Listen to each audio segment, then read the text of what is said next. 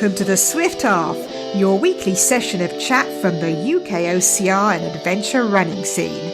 Each week, pub landlord Alan and our favourite regular Ian discuss races, runners and anything else that comes to mind.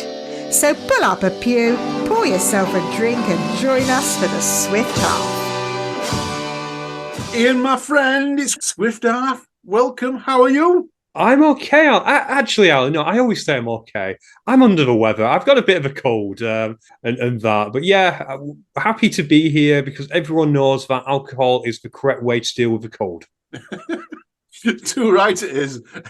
Except I know you don't do alcohol at a school night. So that's not going to be the case here. We're both a little bit under the weather today. Yeah, I'm not sure what I think it's because the temperature went up, then down, up and down. It's just really gets to you sometime. And yeah, I do apologize, listener. I've got a bunged up nose, so I sound a bit different. And for those who listen on ×2 speed, I probably sound really, really weird. Oh yeah, that will be really strange. That they said, no, everyone's going back now. Put it on ×1 just to see what I said. Have you ever listened to it on ×2? I've listened to it on 1.5. And I don't like it. Does it just sound weird? It just doesn't sound right.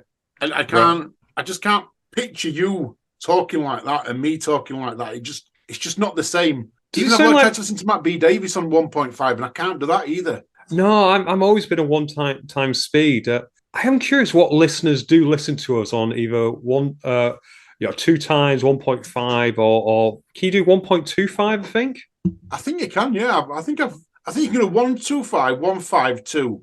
Those are the ones that I've seen. Because in my head, I always think we're going to sound like the Northern Chipmunks. Oh, you're making me cough already. And I'm going to try not to laugh tonight because this cough's just going to get to me. I got this again last night. I got rid of it up until I went running last night. And it's just come back all of a sudden. Cold air, I think it is, on my chest, but it's come back badly. That Yorkshire smog. Yeah, it probably is the Yorkshire smog, actually. What are you drinking? Right, okay. Before you die, Alan, I'm actually on a athletic brewing. I'm on an Oktoberfest. I'd love to say that there's a reason, so I'll invent one. It's High Rocks Glasgow this weekend, so I decided to drink a German beer. It wasn't that it was the first one I just happened to reach for. No, definitely planned. Not at all. Alan, what are you on? Well, I'm going on a little bit of an health kick, Ian. So I'm going to tell you a little bit about my health kick in a second, but I'm on Brewdog Nanny State, which, as you know, is alcohol-free. It is indeed. You know what? I don't think I've ever drank a Nanny State on this podcast, even though I've drunk a lot of alcohol-free. I think you might have picked the one Brewdog I haven't drank on this podcast. Well, nope. You know, the thing is, what, alcohol-free? I went and gone from Morrison's, and they actually checked my ID for alcohol-free. Yeah, because I think there's like 0.5 in it or something like that. But yeah, they still check your ID. I thought you were crazy. But yeah, but I'm on on a bit of a health kick. So I'm going to try not to drink for a couple of weeks. I've got a couple of things I have to go out and have a beer with, like Wendy's birthday. I can't not take her out for a meal and not drink with her. So that's one. And then we've got the awards coming up. So I might have a beer at the awards. But I'm really trying to cut down on some of the bad things that I take into my body. And one thing I've cut out this weekend, so I'm 4 days into this, I've stopped drinking coffee. Okay. So coffee completely. And I did it because I heard that it slowed your metabolism down. So this is what I read. And I think, I can't remember actually where I read it or whatever, but I did read it somewhere. It slows your metabolism down. So I thought, let's take it out and see if my metabolism speeds up because I can't seem to lose weight. I'm fluctuating really drastically. I'm actually constantly losing 2 pounds a day over the last 4 days. That's impressive. That's very... How do you take your coffee? Well, I don't drink it black, but I only put a spot of milk in and that's it. So it's just one, teaspoon of coffee, and then I put milk water in, just a little drop of milk, just to colour it really, not to... And I used to drink it black, but either way, I'm taking it all out. I was just wondering whether it was, the lack of calories from the milk, but it doesn't sound like that's it at all, because it's very easy. People don't realize this, but it's very easy with coffee to quickly add up the calories when you're adding in the milk content as I guess the calories from coffee. But well done, Alan.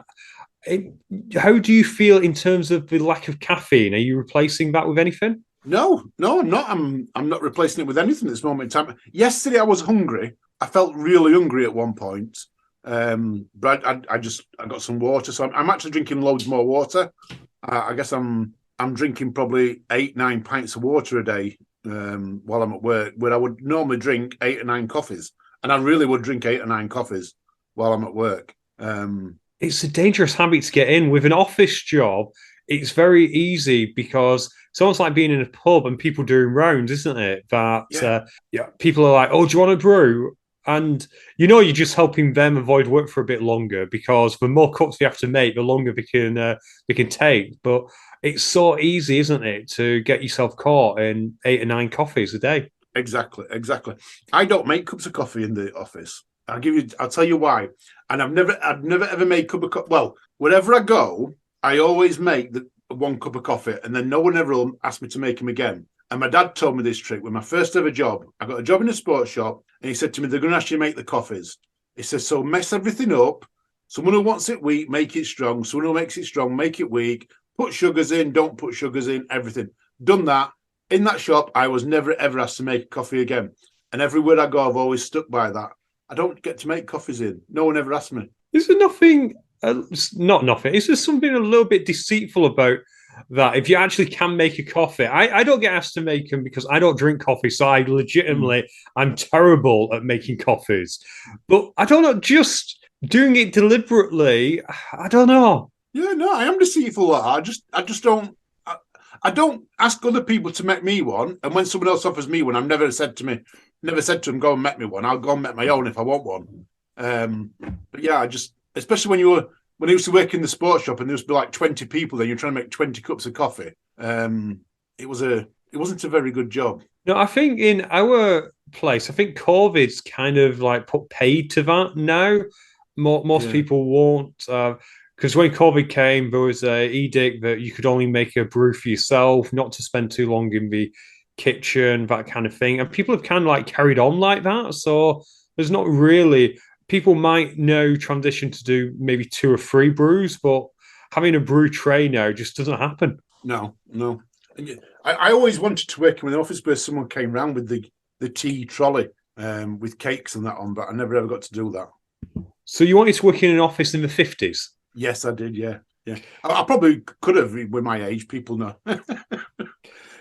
Well, you couldn't. You were playing professional football back then. Well, trying to play professional. It wasn't professional. It was semi-professional. That's right. I was never good enough to make it professional. Brian Clough told me that I'd never make it, and he was quite right. So, but I was trying.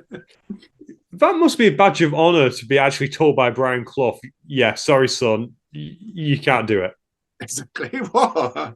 It's something I carry around with me all the time. I do tell that story once or twice, especially when I've had a beer or 2 and someone asked me about football. Did someone ask him about your execution and he said it's a good idea? Yeah, he probably would have. Yeah. Brian Clough was brilliant. Loved him. Mr. Clough, by the way, not Brian. Mr. Clough to people who ever met him. You never called him his first name, he wasn't allowed to use it. Did Brian Clough have a son? Am I imagining that was also involved in football? I can't. Yeah, he did. A young lad. I can't remember his name now, but he played for Nottingham Forest, didn't he? And he played for England, I think, for a few times. Yeah, it must be hard having someone like Brian Clough or someone like Harry Redknapp being your dad if you're involved in football. Yeah. And we're going off on a right tangent. Welcome to an OCR show, by the way, listeners. But yeah, right tangent. I think it was maybe Matt B who said this recently. I can't remember if it was on the show or not. He was talking about how young, he was talking about American football, but he was talking about how young managers are getting now. Yeah. And most head coaches in American football are now younger than me. And we do joke, I'm not that young, but I'm not that old either. Yeah. Back in the day, people would have their playing career, which I could just about still do, maybe. And then you go into management. But now people are going straight into management. It's the same in football, isn't it? Yeah, very much so.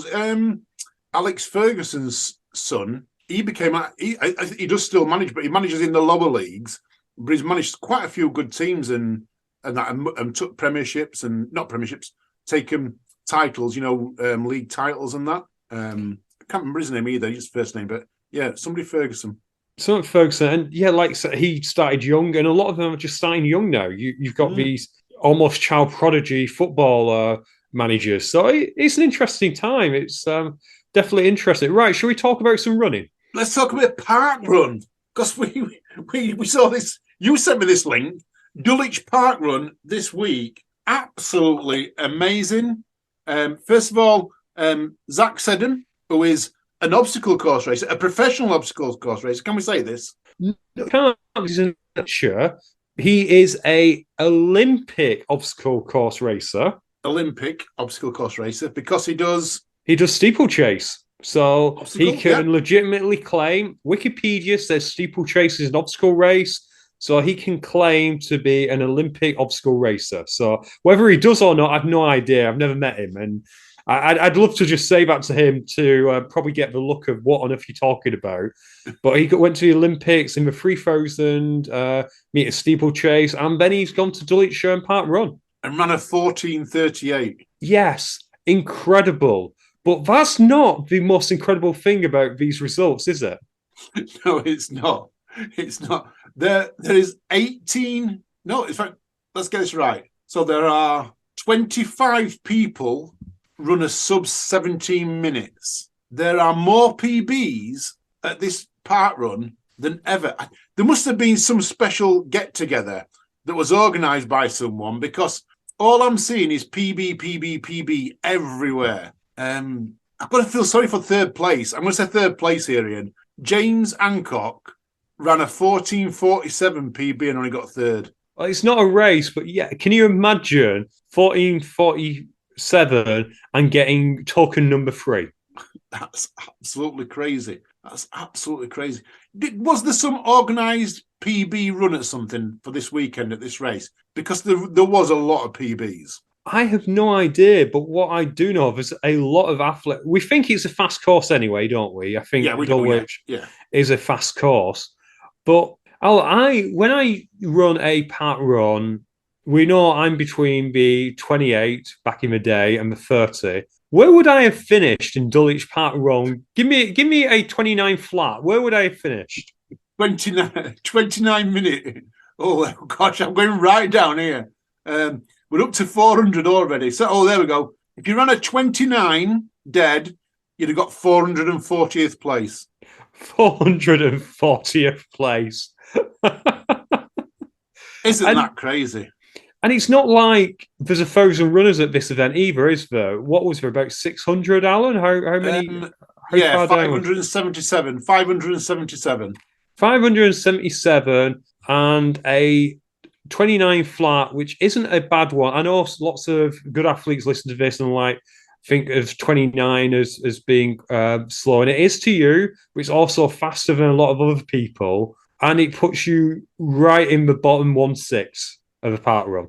It is absolutely crazy. We had a quick look at the weekend, didn't we? And we looked at the slowest, not the slowest park run, but probably the hardest park run, which had the fastest time. And there was one, the new one, I think it got a 36 minute as the fastest ever time at that park run. 36 minutes compared to a 14-minute. That's crazy. Well, we're also looking at, I think I was having a look at my one near me, which was 300 people, which, a 14 minutes would have got you, enough time to scan your barcode, get changed, head to the cafe, grab a plate of toast, and then clap in the second person. Yeah, it's absolutely crazy. And like I say, you've got to feel sorry for a lot of these people have run amazing PBs, running in sub 16 minutes, and they've only just made the top 10. You have to run a sub less than 16:11 to make the top 10. Was there a right thing? Go down to number 50. What's number 50? Number 50 was 18 minutes dead. 18 minutes dead. So you had to run 18 minutes. So you had to run faster than a 6-minute mile pace to get 50th at this park run. Yep. And that was a female, and she wasn't the fastest either. So the fastest female ran 16:15. Georgia Grech from Is that- Auckland City Athletic Club. So I'm not sure if it was a takeover but yeah, looking at my local park run, the Oldham one, which has 300 runners, so it's not a small one, and it's got number one, so first finisher was over the line in 17 minutes 14. Actually, was down week. There was only 174 this particular week, but you can get up to 300. Wow. Number 50 got 26 minutes 2 seconds. So 26 minutes with giving you a top 50, and 26 minutes at Dulwich would have. I'll have a look at 26 minutes. 26 minutes. What did you say it was? 26 minutes and 2 seconds. Over 338th place. Yeah. Meanwhile, Alan, if you wanted a extended podium place, number 5 was 19 minutes 24. Number 7 was 20 minutes. So yeah. Now, obviously, a different course, and you don't know if anyone running Dulwich would have run it, but it just hammers home. Unbelievable. And you know what, Alan? One day, as a UKOCR podcast, we should do a park run takeover. We should just pick a park run close to a lot of people, maybe in Midlands, and go and do it. That would be pretty cool, wouldn't it? I don't think we'd be clocking anyone would be clocking these times, but we could have an average time we're all going to run at. Yeah, I think we could. And if anyone wanted to carry me literally to a park run PB, they'd be more than welcome to. Definitely. If anyone wants to push me around in a wheelchair, I'll let them as well. Maybe we go as T-Rexes. A T-Rex takeover. Now that would be a good park run, wouldn't it? How many T-Rexes could we get to a park run? Oh, I don't know. That does sound like a bit of a challenge, doesn't it? This sounds like a me and a Paul Ellis challenge. This. It really, really does. We need to get Paul Ellis on this. He'd be right up for this. It's right up his street. This a park run takeover as T-Rexes. Yeah. Get Paul on it. Definitely get Paul on it. Right, Alan. Should we talk about some ninjas? Oh, I like a bit of ninja. Are we talking ninjas on the TV, or are we talking other types of ninjas? We're talking our good friends, Ninja Sport UK. They are doing a Ninja Sport UK League this year. I don't have all of them yet, but their first ever event on it is the Ultimate Ninja Jam on the 5th of March 2023 at 11 o'clock in Colchester. Oh, nice one. Was Colchester, is that just north of London, is it? Yeah, northwest, heading towards the land of the Nolans, I think. I think it's Suffolk. Right. So in theory, I'm going to not correct your thought. I'm going to finish your thought. In theory, it would be possible to get from Nuts and the awards up there. That's exactly what I'm thinking. We can do Nuts on Saturday, the awards on Saturday night, and then just shoot off up here for a Ninja Jam on the Sunday morning. Exactly. If only I was actually ever good at ninja or obstacles or anything. It starts at 11, so you've got plenty of time. Plenty of time. You can have your late check-in. You can have... Do we get breakfast, by the way, with hotel? Yeah, I booked you a breakfast with yours, yeah.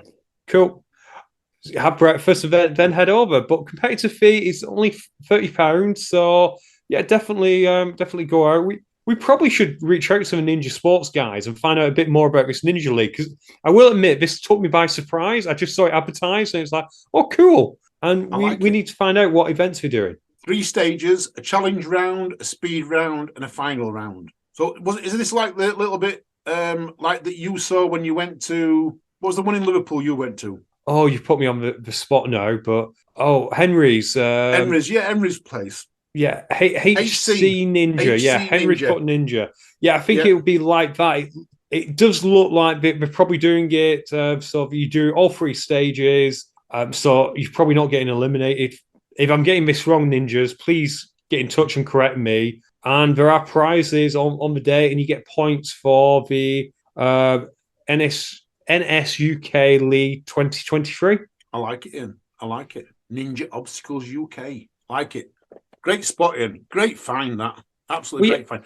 We need to promote the ninjas more. They are part of British obstacle sport, so we do need to promote them. And I've often said, any runners out there who think that OCR is getting too easy, go and do a ninja competition. Oh yeah, yeah. I'm never going to do it when I know I'm no ninja. I'm too big. Maybe if I still stop drinking all the caffeine and I go right down in weight, then I might be healthy enough to go and do one. Yeah, you just need to maybe work a bit on your grip strength. But your grip was always good back in the day anyway. So Yeah. having less weight, and I don't mean that in an insulting way, but less weight to hang on, Yeah. it would probably make you a better ninja. Excellent. Yeah, I like that. I like that idea. Ninja, here we come. Talking about races, good sports. Can I make an apology about my bad spot last week? You can if you want. Yeah, by all means. I think I need to, because we talked about Beast Race, and we got a few people reach out to us afterwards and say, no, it wasn't the first one. It's not back. It was there last year. And we even got sent pictures. Thank you, Graham, for the picture of you crawling under the barbed wire at the Beast Race. I do remember you now tagging me in it last year. So it's not a new race this year. It was back last year, but it's back again this year. Double shout outs. Perfect. And to be fair, we helped out. We gave them a shout out. We promoted their race, which is what this podcast is all about. Yep, all the time. Can we talk a bit of IROCs? Because there's a lot of IROC stuff going off this week. Glasgow this weekend. There is. We recorded with, as you know, Who's Scott's own Lindsay Curran. We also had Graham Wells, our good friend, on that as well. Lots of people listened to that. But when we recorded that episode, we hadn't yet seen the map. Alan, have you seen the map? Well, I thought it was a go-kart track. I'll be honest and say I thought it was a go-kart track when I saw it. Yeah, due to the way the space has worked out, it does look like an upside-down bottle of Buckfast, which is what a lot of the Scots were quite tickled and amused by. And me too. Speaking of which, can any Scots tell us where to get Buckfast up there? Yeah, I presume I just can't buy it in the street, but whatever supermarkets, let me know. Because it is. Have you ever had Buckfast, Alan? I've never had that. What is it? Is it like a whiskey? No, it's a tonic wine. All right. Well, it's actually delicious. It tastes a little bit. I'm probably going to get this wrong because I'm going off memory. I've not drank it for a while, but it tastes a bit herby. Oh, you like the Brewdog, like 500 cuts rum? That's like very herby. Potentially, yeah, but it is a wine. You can definitely tell it's a wine. But they make it, ironically, down south, not too far from Taunton in Buckfast Abbey. Right. And we went and visited once, and that's where we got it. But it's allegedly, like, I'm not sure if it's real or a meme, but it's the national drink of Scotland. So it's from Taunton, but it's the national drink of Scotland. I don't know. Like I say, it might be a meme. It might be just something that they say, or it might be legit. I'm sure some of our great Scottish friends will correct me. So I'm not sure for sure, but it is incredibly popular in Scotland. Cool. But going back to this course at IROCs, it's got 2 chicanes on it, and they are chicanes. Yeah, they are chicanes. It is a case of you take a right turn, head all the way to the bottom, you swing a UE, don't you, and then come back up. You come back up, and then you go right left, because you're going, like, as you're coming back down, you're going a quick right and then a quick left before you do another U-turn, and then you're going a left and a right. It's going to be incredibly interesting to watch. It is, because you're going to get a lot of people. It's a lot of turns. First of all, we've got 1, 2, 3, 4, 5, 6, 7 turns in theory, one being a complete U-turn. So there's 7 turns in theory, and you're going to get people, even average runners and slow runners, cutting the corners, cutting on that inside line. That could cause a few little hiccups with the faster runners who like that fast line. Yeah, I hadn't even thought about that, but you're right. I'm not sure how thin that U-turn will be, but when I think about, and you probably found this when you were running, that when you're taking those calls, I always took them wide, but when you're heading into the rock zone, you had to really scoot over, didn't you? Yeah. And there was a lot of people who were holding that line who probably, I don't mean this to insult you, but probably shouldn't have been holding that line. Yeah, and just not just that, but also where the wall balls are, you're coming round the U-turn, and then you're literally going straight across the runners to get into the wall balls, aren't you? Yeah, you've got to go right to get into the wall balls. So you've got to go in the slow lane effectively to get into the wall balls. I think it's going to be very interesting to get feedback on that, as in people crossing runners, and because they've never done anything like this before, have they? They've never had like part of the rock zone, well, the wall balls in itself, just on a different section of the course into the rest of the rock zone area. They have in America, in Dallas, I believe it's Dallas, the wall balls are in another room. So they have had it before. I don't think Dallas has this chicane set up. And if you look at the actual holes that we're going to be in, it makes a lot of sense. Basically, whereas in the NEC or the National Indoor Arena or the Excel Centre, the walls completely move out. Yeah. In this, they only partly move out. Yeah. So you've got solid walls. So yeah, it will be interesting. I can't wait to see how it goes on. And whilst that's happening, Alan, we also have over in Chicago the second regional championship. Ooh. So we've got some big people running over there. We have. I'm not going to go through them all, but I will give a shout out to the Brits that are going. We've got our good friend Michael Sambach. So Sandy will be there. And we've also got Jordan Bryant, who was in the winning builder team over at Winter Stride not long ago. Oh, wow. Wow.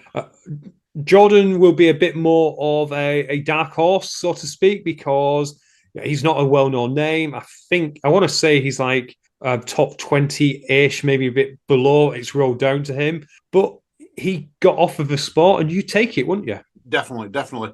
It'd be interesting to see what Sandy can do against the Americans, because he's running in good form at the moment. He's got some great form. So it will be interesting to see what he does over there, because there is this like talk of sleds and everything else, and that. I guess seeing him run over there is going to be a bit of an equaliser. Well, yeah, exactly. And I'll touch on the Americans who will be there. You'll have Dylan Scott, who is running over. You will have Dave Magita, Ryan Kent, and Colin Stifer. I'm not 100% sure on Colin, in that it's not a name I'm all too familiar with, although I suspect I've seen him race, but he's not often talked about a lot to the extent that Dave Magita and Dylan Scott are. So it will be really interesting to see how Sandy gets on against there. And the thing is, Sandy can go there and just have fun. He's qualified for Worlds. Yeah, this is for him to have fun with his teammate Tim Vanish. So they can just go out there and they don't have the same pressure. But it will be interesting heading out, because we always say that jet lag impacts you more when you're heading that way. And I found that, when I went to America the first day, I was zonked. And you spoke to Sean and Jess, who said they were zonked. Yeah. When we went to WTM. But coming back this way, I wasn't that bad. When I go, I'm going to fly east. I'm going to go over Europe, over Russia, round the other side, come back round, over like California, and then to wherever I'm going. I'm going to fly east. Lack all that jet lag out of the way, won't it? I think that's a genius solution, Phineas Fogg. Right, so that's this. Also, we should shout out Emma in the High Rocks UK group has put out a list of fitness races there. So if you're not a member of the High Rocks UK, jump on there, and there's lots of races that she's listed. I loved what she did with this, in that it was races which she could either vouch for, or she's attended, or she knows them, because it's so hard. And we found this in the early days of OCR, how many races come on the scene and they don't last. Yeah, and that is a big thing into it. And there's a post about a race that people have not seen in the UK this week, the Mud Girls Run. And it was good that people vouched for that, as in, I know James Burton vouched for it. He's spoken to them, and there's someone in the States who vouched for them as well, that they're quite big in the States. So it's good that a new OCR comes in and people vouch for them. Same as what Emma's vouched for these. It's great to see that someone can say, hey, look, I know these people. They are as genuine as I'm going to say, yeah, things happen, but they're genuine as far as I'm aware. Yeah, which I think is the best way to do it, because with lists like that, it's very easy to. Again, we saw it in OCR. Every time someone put a list out like that, people would put in their own event, if that makes sense, and it might have been them and an idea. Yeah. A few more events have been added. We added Conquer Fitness because I think I can vouch for them. James Brown has put on his event actually longer than High Rocks over here, and we went out a great time. I think Simon, who's the head official at High Rocks, has put on a couple that he's worked with. So I like that it was like a collaboration, and it wasn't. I didn't see anyone promoting their own race, which I think is always good. That is always good. That, when other people can promote your race, it's much better for you. I like that. Yeah. Moving away from that, final bit of fitness racing news, I think we just launched this on the Fitness Racing podcast. Decker Ryder Cup, Alan. Mate, I loved it. When you phoned me up, when can we go a bit behind the curtains here and tell you phoned me up and said there's some breaking news. And we was having a laugh and a joke because they didn't tell you what it was, did they? They just asked you to record. And we was having a little bit of a banter, and I was going, oh, it's just going to be, they're going to kiss and made up Decker and Spartan, and they're going to be back to being best friends as they are. Not that they've ever fell out, but it was our little bit of banter. And then, go on. Yeah, I was going to say, just to clarify, Decker and Spartan have never fallen out. But yeah, I think I joked to you that, maybe there's a new date or something. Yeah. And it was a bit of banter, but we should have known that when we get asked by this person, I'm not going to embarrass them, although most people know who it is. Yeah, they always deliver on news. They always do. We have other people have given us interesting news in the past, but this person always delivers on it. And yeah, it was wow. When you phoned me and told me what was happening, I was laid in bed then. I was wide awake. I'm thinking, oh my God, this is absolutely amazing. A Ryder Cup style event, the best in Europe versus the best in North America. They've got to be filming it. They've got to have all of that good stuff here. It's got to be out there for us to be able to watch, because this could be a showcase event. It really can. And again, the people who are involved, I don't doubt for a minute, even though we had the banter and the laugh and joke, that was just me and you being me and you. We knew it would be good news, and there was a reason why we were being asked to do it, and I think they'll deliver. I'm looking forward to them deliver. There's still, it was said on the podcast, go and listen to Fitness Racing podcast. You've got 2 episodes this week, guys. You've got the Glasgow preview, and you got the Decker Cup, or the Decker Ryder Cup. So go and listen. And this was said, they're building the plane as they're flying it. Yeah. But it's going to be a good plane. It's going to be a good plane to get on. There's going to be a lot of people wanting to be in that plane. And that was the headline. But what I also loved, and I'm spoiling the episode a bit, was what he talked about, the production values he's bringing to the events. Yeah. The screens everywhere. I can't wait to go and just see, because that is kind of unfortunately what we're missing a little bit in obstacle racing, Alan, is the big event feeling. Yeah. That get everything together and things like that, rather than you run off and you shoot off somewhere and vanish. I remember my first Tough Mudder in, I think, 2016. It was a half. Mainly, I was indoctrinated. I went on UKOCR group. I was indoctrinated against Tough Mudder because it was the joke back then. And I know you tried to stamp it out because you were always all sports, but it was. But they did this half thing. It was 39 quid race, and 39 quid for a race, definitely. Let's see what it's about. And I remember how blown away I was. Like, just the village, like you'd be sat there, there'd be beanbags watching a big screen, watching Block Ness or something.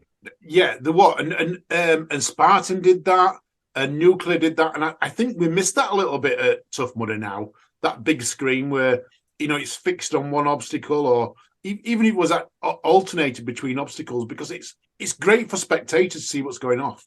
Yeah, it gave you somewhere to congregate as well. Yeah.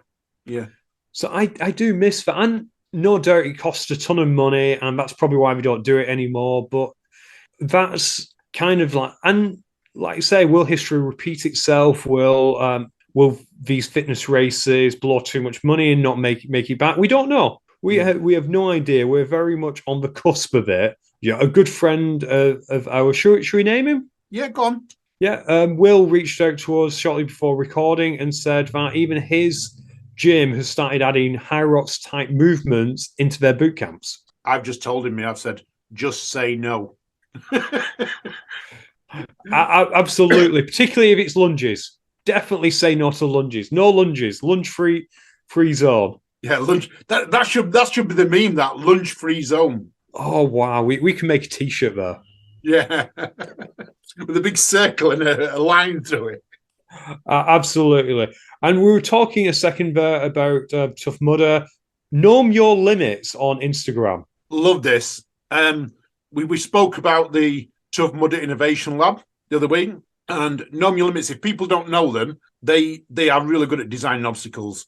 So they've done it in the past. I think they had a runner-up one year, if I remember rightly. I think they won with Kong Infinity. Was it Kong Infinity they won? And then they've had a few runners-up since. And I know they did one. Was it Kong 2.0, which was like rings on a reel? Yeah, that was Kong Infinity, which won. Oh right, so that went to WTM, didn't it? Yes, it did, and then came on to be regular course for a year. Although it didn't last as long as perhaps we'd hoped, because I'm not sure. Maybe it was hard to build, or maybe when they moved Kong down, it just didn't make sense anymore. Yeah. Well, I know they came up with one last year, which was a take on Block Ness, which was Rock Ness. So they did that last year, January of last year. And that was like Block Ness, but with rock holds, am I right? Yes, it looks like a circular block nest whereby, you climb on it with rock holds. And it'll make it hard because trying to get over, if you're just trying to climb with rock holds, it's going to be like a hamster wheel. You're not going to get up. So you're going to require people either to hold it steady or to you hold on and they flip you up. Yeah, I like that. And then they've done what I want to call one which I'm not keen on this year. So they brought out over, under, and through. So I'm not keen on this one. Yeah, we should clarify that these are what they're doing is as part of the innovation.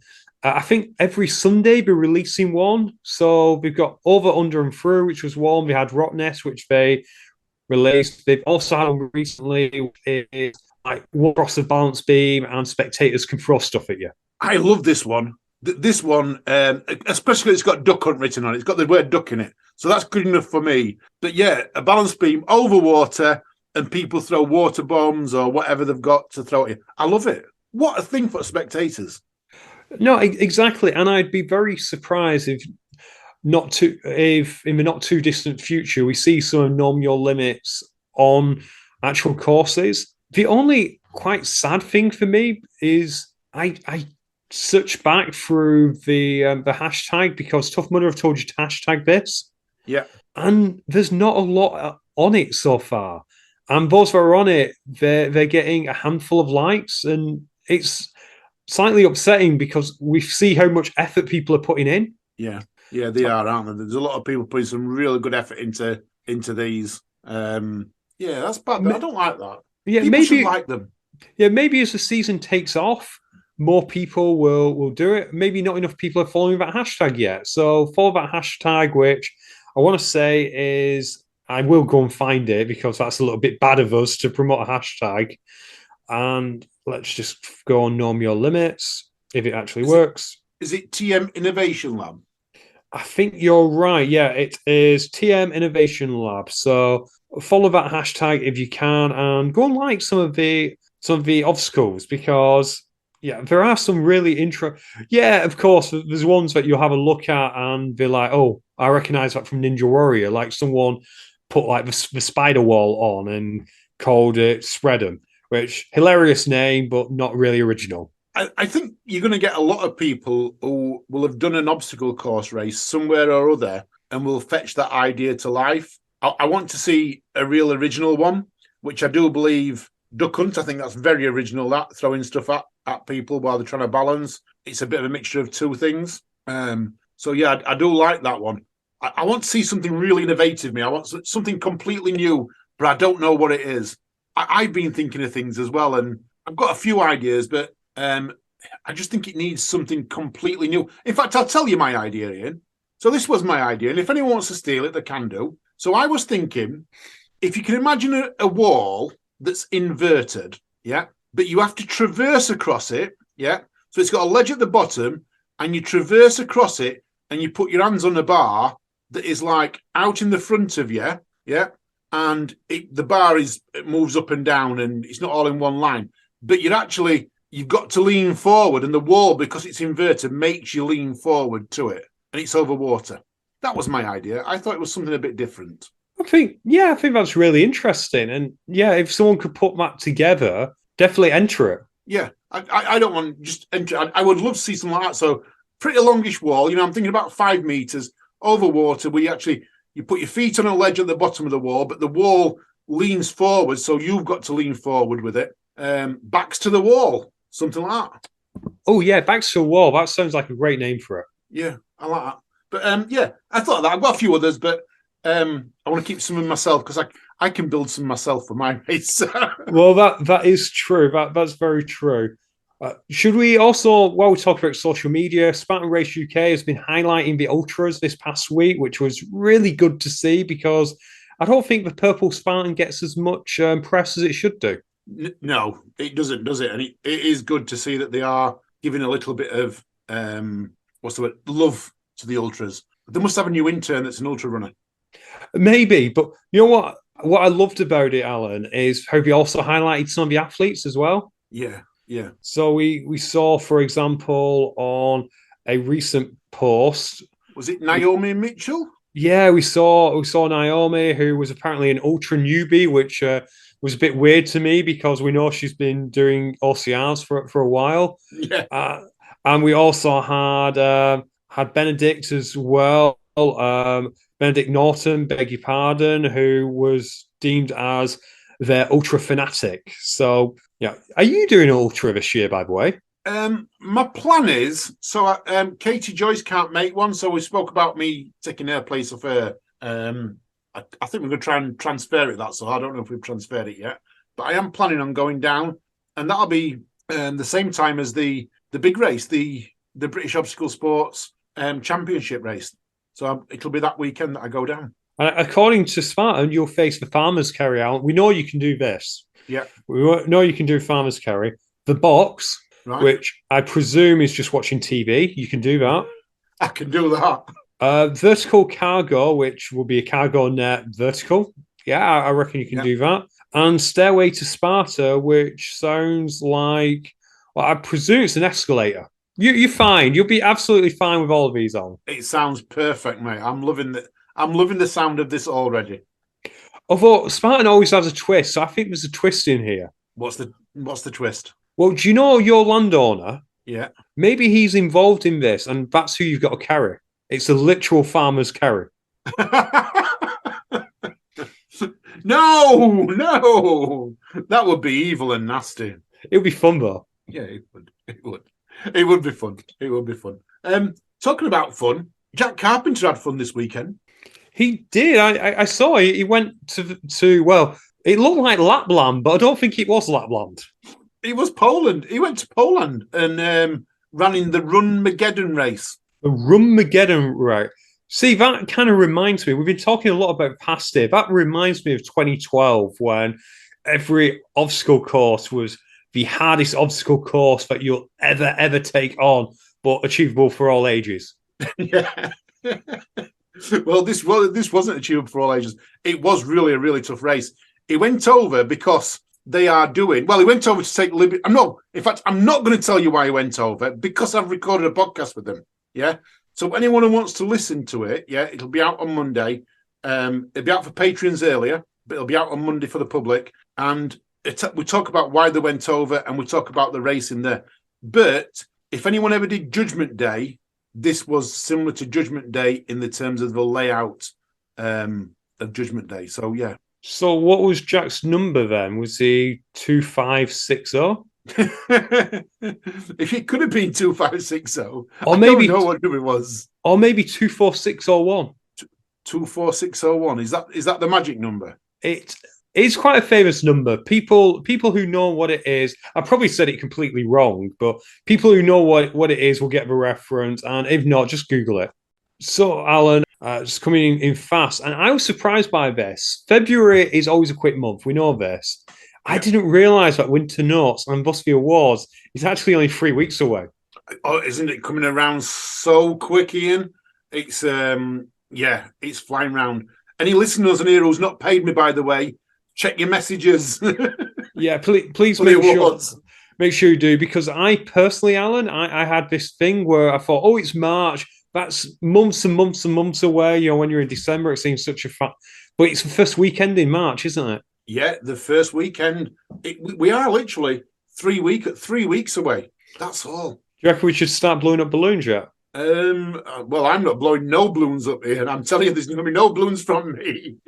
There's plenty of other stuff we've got to do, which I've been doing some what I want to call it presentation slides this week. So yeah, I'm liking this.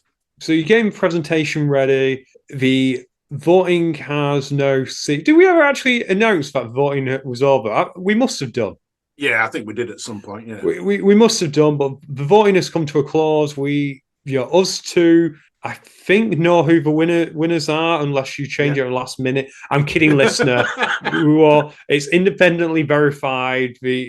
So we know who's winning, but it's only a few people who know. The awards, I believe, are being manufactured as we speak. Yes, I've signed them all off. I've agreed they all look all right, and thank you to Ignacio for designing them for us. Thank you very much to him. And more sports and more actually putting them together for us as well. So they're currently in their workshop, and will hopefully be with me in the next 3 or 4 days. So it's coming together a lot smoother than anything we do should. There's 3 weeks to go yet, Ian. It's not smooth until it's here. I still have visions that I'll be driving down on Saturday morning because, listener, this will be a complete shock, but I'm not doing Winter Notes. I know it's a complete surprise that I wouldn't want to do a cold OCR. I can imagine me getting a call from you when I'm driving down saying, Ian, you need to go to Barnsley because I forgot the awards. Yeah. Don't say that. Oh no, that would be a nightmare, wouldn't it? If that happened. No, they will all be packed up. They will be sat at my front door from the day they arrive until we go. Just waiting. Yeah, I've got so much going off at the moment, and trying to organise stuff, and you have, and we all have, and that. So it's really, really good. I'm really looking forward to it. And I launched a new race this week as well. You launched a new race? Yeah, did you not? I haven't told you, have I? No. Have you not listened to Wild Runners podcast? Well, actually, I'm sorry, Wild Runners. I usually listen every week, but I've been so busy this week. No, I haven't. I'm even behind on my multi-sport media as well. But anyway, carry on. The Farmyard Jam is going to have another race as well. So we're going for a 24-hour race just for the people who can't do a 48. Starting on the Saturday, of all things. So lunchtime Saturday. Right, so Farmyard Jam starts on the Friday, so if you booked on, make sure you are able to get there. But if you can't get there, you can go and do... That's a genius idea, because fingers crossed, you can then cheer up the people who've been running for 24 hours. That's my whole plan, to keep that energy going. I hope it works out like that, and it doesn't involve you and Rob. Unfortunately, last year, no one lasted for 24 hours. It was what it was. And it was a horrendously hot day. I couldn't even last the time watching, let alone doing the event. But I really hope that it doesn't end with you, Rob, and Jamie drinking from 2 a.m. to 12 noon the next day when all the 24 hours turn up. If the 48 hours didn't go 24, we would let them run again from 12 o'clock the next day anyway, Ian. So I am going to be nice like that and say, if you want to restart again, you can restart. But that's only if the race is over, right? Yeah, only if the race is over. Yeah, you can't, if you start 48 hours and people are still doing 48 hours, you can't suddenly go, oh, I'll go and do 24 hours. No. But that's fair. Alan, that's the end of my notes. And just as we're at the end of the notes, we have someone walking to the pub. Fantastic. Who's joining us, Alan? James Burton, greetings to the pub. Hey, Alan. Hey, Ian. How are we doing? We're good. You joined us a little bit late because you know what time we start, and we decided to start early tonight, so you joined us a little bit late. We didn't tell you the new opening times, did we?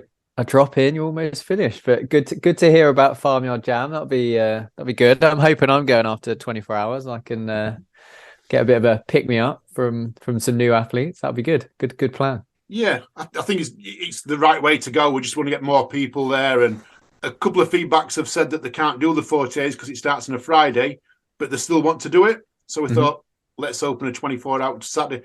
Kills a lot of birds in one stone, as the saying goes. The G up, more people attending. The only thing is they won't be eligible for the 48-hour for the overall trophy. They won't be eligible to say, I did the 48 hours. They'll have a different medal and everything else. So, but yeah, it's good. It's going to be good. We're looking forward to it. Alan, I thought this the other week, by the way. Do you realise that you're actually putting the race on the only weekend in May which doesn't have a bank holiday? Yeah, I do. Yeah, we did actually notice that purely by accident, actually. But yeah, it is what it is. So I'll ask. Firstly, James, what are you drinking? I'm on my puck of tea as usual. Perfect. As you'll hear, because you've obviously not heard, Alan's on a bit of a health kick, so he'll very much approve. And I guess the other thing is, well, I guess what brings you to the Swift Half? Well, I heard I had to kind of follow up on some membership inquiries from a previous Swift Half. I do like the little voicemails I get when I'm listening to podcasts. Like, oh, James, can you just check if my membership is due? You'll be pleased to know it's not. So, the bailiffs are not at your door, Ian. You're good. You're good for a few more months. But no, always happy to kind of respond to kind of Swift Half voicemails to British Obstacle Sports. Well, you're such a busy man. You can then pick it up. We know you listen eventually. You can pick it up at your leisure. You're such a busy man, Alan. Yeah. Isn't it? Yeah. He's too busy. I mean, I've sent him 13 messages and never replies to me. I just think he bites me now. Only joking, by the way. I know you don't. I'm just waiting for the messages on the Swift Half, right? No. Yeah, it's all good. It's all good. We'll just communicate through the Swift Half going forward. Are you looking forward to the awards, James? I am very much looking forward to the awards. I'm hoping I'm going to be awake because I'll be doing 4 laps of nuts in the day. So I think, and not having drunk very, very often, I probably will have a beer to celebrate the winter nuts and then also the awards. And so, yeah, could be an interesting experience. But I'm looking forward for everyone to coming together and celebrating the sport. I think it'll be nice. Yeah. It's been a few years since had such a kind of an in-person event, and the sport needs it to continue to grow and promote all the great events and community that's out there. So no, it's very excited. I think a lot of people are. So thank you both for driving it and making it all happen. Well, it's not happened yet. Let's wait until everyone's finished it, and then we'll get the feedback. Can only get better. Alan's doing all the real work, by the way. I feel like I'm stealing some valor here because Alan's actually been driving most of this. So thank you, Alan, for letting me bask in your glory. You can bask in my glory every time, but like when it messes up, you've also got to bask in that as well, Ian. I'd get that no matter what. That's how it will work. Anything good on the night is your responsibility because people know you. See, this is what I am actually looking forward to. Kind of. Most people who will be there on the night have no idea what I look like. Not until you get on stage. When you get on stage, then they will. No, they'll just presume I'm the caretaker or I'm looking for a hotel. Just be like Masked Singer. You should just. Oh, yeah. Everyone knows your voice, though. I guess that'd be pretty. You could just come on in your T-Rex outfit, Ian. I don't have a T-Rex outfit. I'd need to borrow yours. But no, I'm actually looking forward to meeting a lot of the listeners because I reckon most of them will have listened to this show, and we don't see all of them because we know that obstacle racing is focused a lot in the southeast and also in Scotland. We've got a great thing. And there's not a lot up near us. So there are some people who know it, but a lot of people who will be there on the night will know Alan, they'll know James. But yeah, it's going to be nice to meet people for the first time. Very much so. Scotland's getting its second wind, isn't it? Scotland is really up and coming. Shows which leads nicely in for you, James. There. Oh, does it? What? Because you sent me a message and I haven't told anyone yet about the OCR Scottish series. Oh, the Scottish OCR series. Yeah, I was going to ask if you managed to cover that. Yeah, so it's taken a little bit longer just to get everything going, but the series results are out, and we've only had one race, so obviously people will know where they were in that race, but points are available, and we've got the team results as well because it's got a team, and Fit Body Farm are currently top. I'm just going to load them up, and I think it was SPF second. Yeah, so Fit Body Farm, they've had 7 races, 2,600 points. SPF, they've had 5 people that have completed races, 1,858 points. And then actually some English teams that have travelled up. Raw Obstacle Race Team, they've got 1,351. Nuclear Phoenix with Kate winning 500 and Phil Fit with 435. So yeah, an opportunity. I think it's a good opportunity with the team race if you're not part of a team to try and join one or to set up your own team. Love to see some new teams kind of being created, and that's kind of part of why we've created with the UK OCR series and with the Scottish OCR series created the team results as well. Yeah. I think it's kind of, teams are such a great way to build those communities in the sport, so it's great to see. And obviously you've got Russell at the top of the men's leaderboard, Kate at the top of the women's, and who's leading the masters? Oh, Ramunas, and the surname that will not be said. And that we cannot say. And Sandy Powell is leading the female masters. So that's yeah, awesome. one race down. The results are on the Scottish OCR group and on the British Obstacle Sports website. And looking forward to Tartan Warrior race 2. 26th of March, 25th and 26th of March. Correct. So before I ask you if you're going up there, how can people join a team? So if there's any one runner who's not currently in a team, how do they join that team or a team?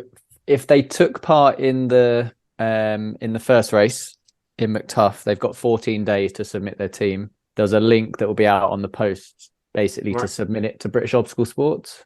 So we're going to, because everyone needs to be a member to be part of the series to help drive and grow the sport.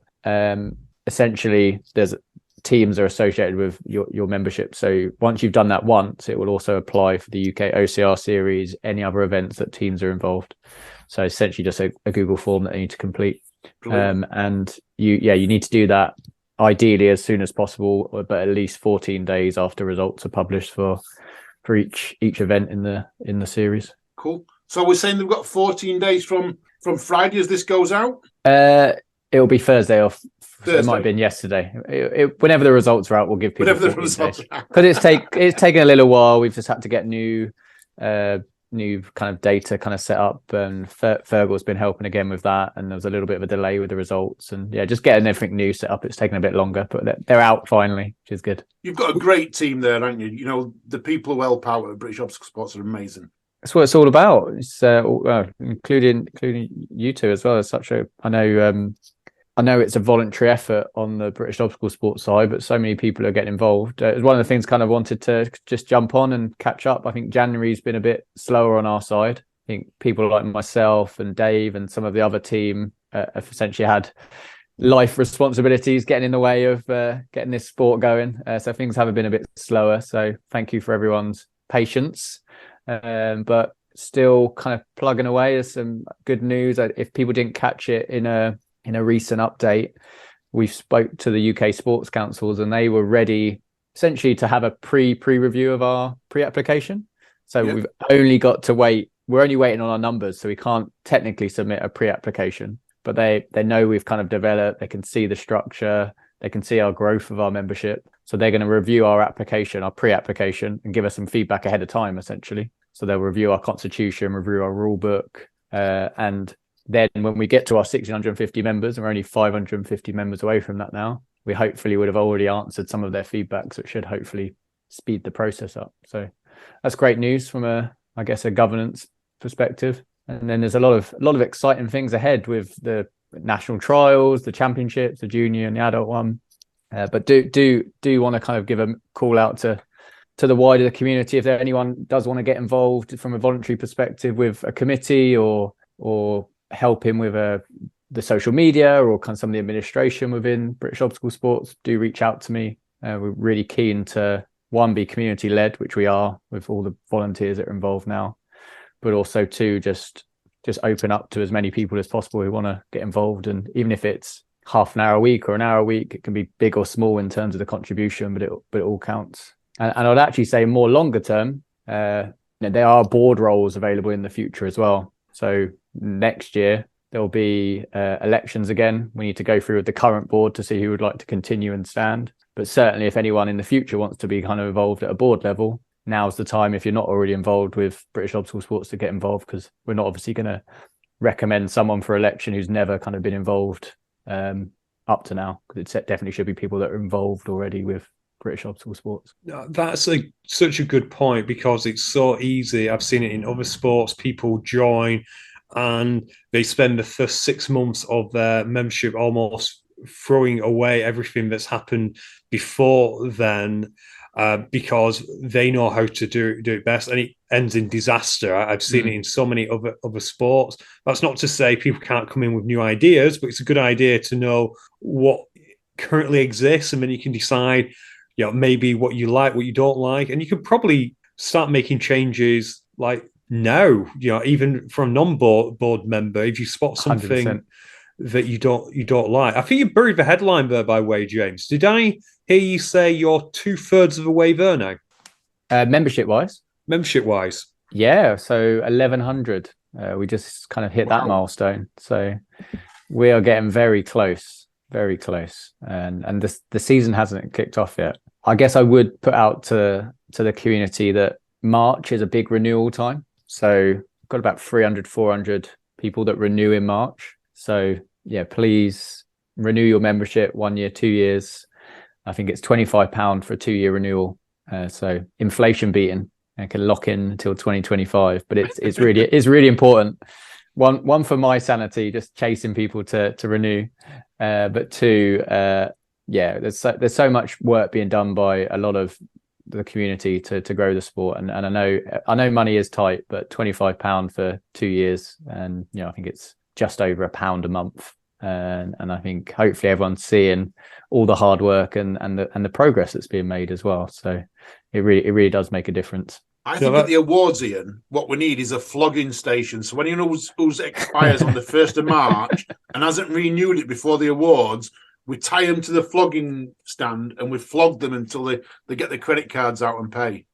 You know what? I don't even know how to react to that. I have no clue how to even react to that, other than to say it's obviously a joke, listener. But yeah, it's a joke. By the way, it is, yeah. But James, if people did want to renew at the awards, will you have an ability to point them on the website where to go and renew? Yes. Yeah, I can do that. Actually, did some good feedback that, as I talked earlier, we do listen, and I think you mentioned a few weeks ago about how do you renew, and up to now it's been the user journey is you sign up by essentially through the join function. That's how you renew. So we are going to have a nice little renew button just to make it super clear, and but you can go via britishobstacle.org and renew. Members will get an email out soon as well with the links. I've got visions of James walking around one of them credit card machines at the awards going, have you renewed yet? Well, we do have one. It's hard. It is quite hard because I've got a really good memory, so I kind of know who hasn't renewed and who has, and it's like I almost don't want to know because I'm part of the community as well. See, I'm saying this. I don't even know when mine's due, and I could be the one who's being flogged here. I know I'm safe till May. I'm fine. I'm okay. But I can tell you live if you want. I probably know off by heart, but this is my brain. This is live when Alan's is renewed too. Alan's actually expired 2 months ago. Yeah. So I reckon you're a March 31st. I think I am, if I remember rightly. Let's have a look. I've got 3 and I'm a March one. I'm one of the 400. Didn't you once do a obstacle race with 400? 300. Okay. Spartan. Oh yeah. Oh, you're not, Alan. Actually, you are. Expired. No, Expired. you're until June. You're good. Oh, You're good to Joe, go. look at that. I'm I not think- getting flogged.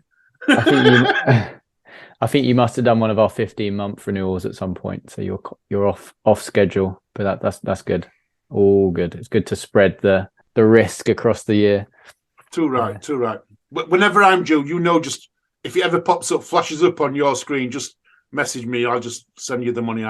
It's money well spent. I see. It's money to grow and money well spent. And so, if people renew, if e-review renew now, it will renew from the date it's due from. So you can get in now. That's good to know. Yeah, get in now, get the admin done.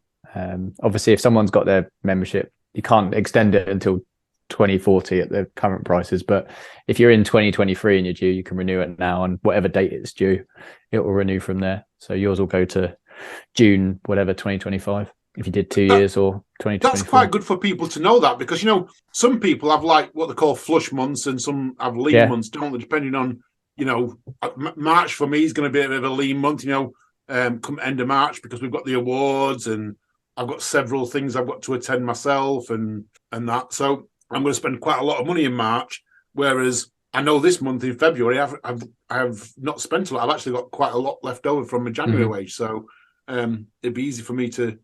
In fact, I might even pay it today. I might actually renew it today as soon as I've got off here. I'll send you the link. There we go. Yeah, I've got the money. Yeah, it's the only reason I'm on, right? Just to get a couple of renewals. Just to get the money off me. I'm going to renew in May. I'll probably renew in June. Yeah. Yeah, when you get the final reminder, you get the red letter in the letter. Get my money's worth. I want the red stationery. Cool. That's it. Tartan Warrior, are you off Tartan Warrior, James? I'm kind of 50-50. I really do want to go, and I'll probably do all three if I go.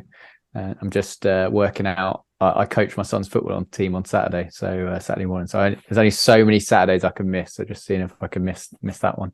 But it's looking great, and I think we're going to have the ninja ramp in the 100 meters from what I was seeing from Gavin today. That looks quite good. And I think some good racers in the 3K, and then the Scottish Series on the Sunday, and loads of fun runners. It's going to be a fun weekend. I think, as you said earlier, Scotland is really, it shows the power. Obviously, you've got the great races there, but also the power of the community. And I think we talked before about how we're trying to replicate that in different parts of the UK. We don't want it to be a South strong kind of sport. We want it to grow across the UK. And similar with Ninja, it's quite northern dominated. Grow that to different areas as well. So maybe that's where all my OCR buddies are. They're all doing Ninja. Maybe that's why I can't find as many races. But no, it's funny, James. You say that we, as you know, on the Fitness Racing podcast, we did the Scottish special. Yeah. Glasgow preview. And I'm taking no credit for this, but it was our most downloaded preview episode in the first day ever.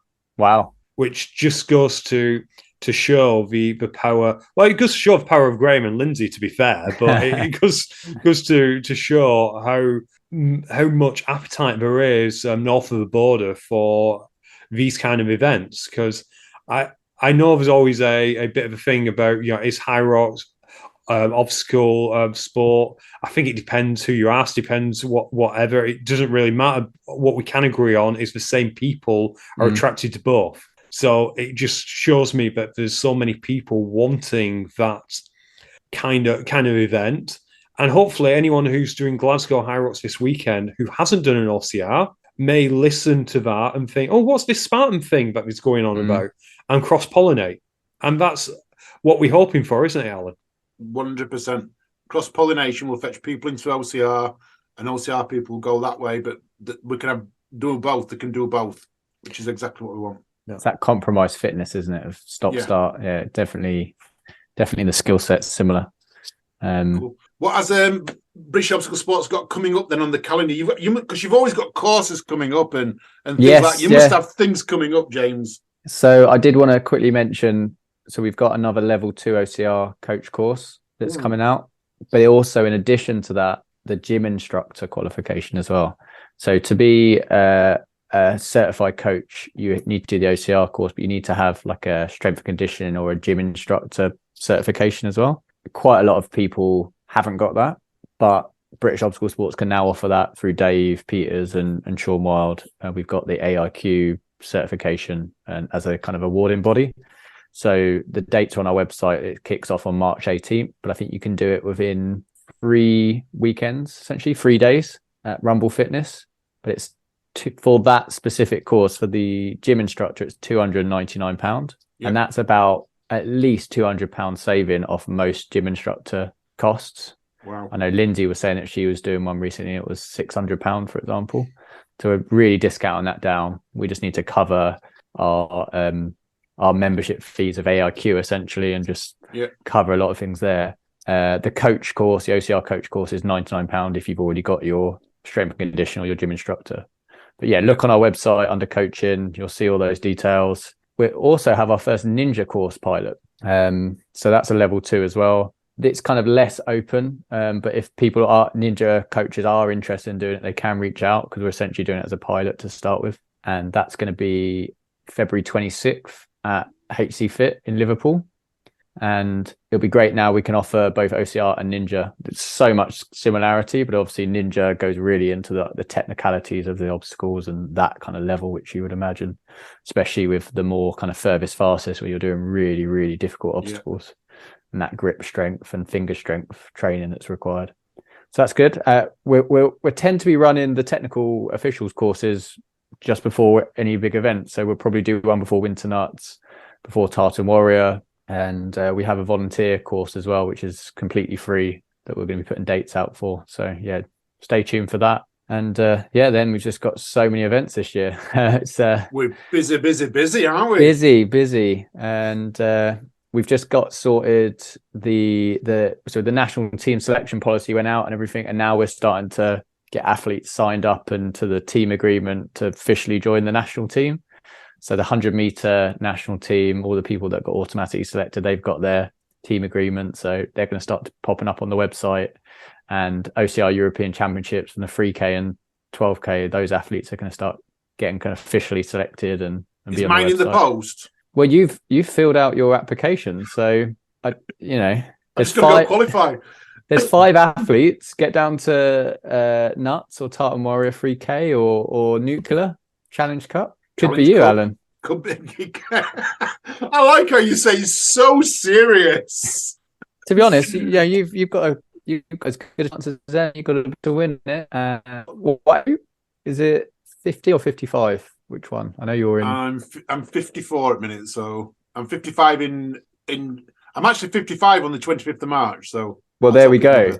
So well, Tartan Warrior birthday. So the way it works is you're in the 55 to 59 age group already. So if you want to go to Belgium, and I feel like we should take this on, even if it's just a fun challenge, obviously you've got to be one of the 5 best 55 to 59 athletes.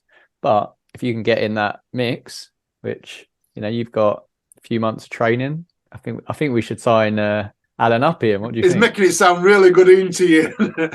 I still think that it could be you, has all the legitimacy as a national lottery.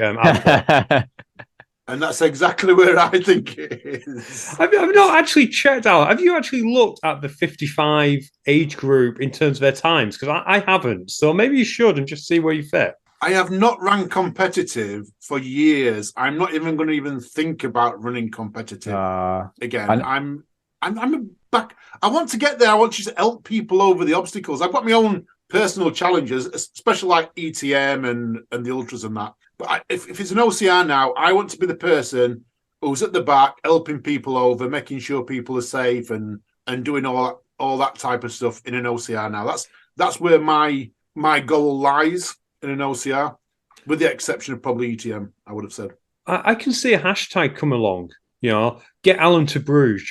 Hashtag get Alan to Bruges. Are we starting to go a crowdfund thing as well? Absolutely. Get Alan to Bruges. Of course, there's no OCR in Bruges, but I believe it's a lovely day trip.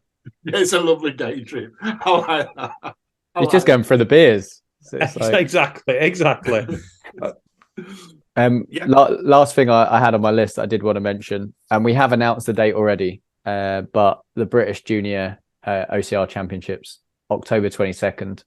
Tickets are actually available technically, but we haven't promoted it. So we are going to start pushing and promoting that because it's going to be a great event. We really want to push those numbers up, support the junior athletes. And we're going to have essentially it's going to, if you get early bird up to I think end of April, it's going to be the same price as last year, and the same for the 6+ age group. So 6+ is like £12.50 if you're a member, bargain price, and I think the competitive waves start at £30. So again, really, really good price, and looking to get all the juniors there, and then also all of the races as well, getting all the races involved again. And we're going to have the actual Swanbourne Endeavour race as a bit of a festival of OCR too, and just try and get as many events there promoting their self, because it's a charity event. They don't mind any events coming in and promoting their brands. So just trying to get as many events in as possible to promote their events at the same time as well. Sounds good. I like it. Is that the same venue as last year? Same venue, yeah. Swanbourne Endeavour. I should add that 2025, we're going to start putting a request out for a place for, 2024, a venue for 2024, and it will be further north if we can find a venue. So we've spoken to a couple of events already, but if there's any events, I don't think we've had a national championship north yet. I think, probably the furthest we've gone is Swanbourne in terms of a junior event, but we want to get north or Scotland or something like that. So yeah, do reach out to British Obstacle Sports if there's any race directors listening that would be interested. And there's a lot of, on such as on the border of the Scottish border that I could think off the top of my head. So if you're listening, Mad March Mare do an amazing event, lots of people in.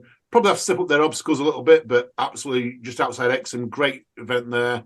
Gelt Gladiator, another one. You got Total Warrior, obviously. Amazing events. Yeah, that's a great idea. I love that. Move it around a bit. Yeah, and if they're supportive of bringing other events in as well, then if they've got certain obstacles they don't have, we can kind of work to compensate that, for want of a better word. Yeah, and it kind of helps to grow their event and promote their event, and then also the juniors get kind of a real test like they have done at Swanbourne and will do again this year. Amazing. And on that note, I think we're going to wrap up because we've been on this for quite a while now. James, thank you for coming in to join us this evening. Ian, thank you. I will let you do your little bit. Okay, I will say it's a goodbye from me. And it's a goodbye from me, and it's a goodbye from me. Thank you very much. Cheers, guys.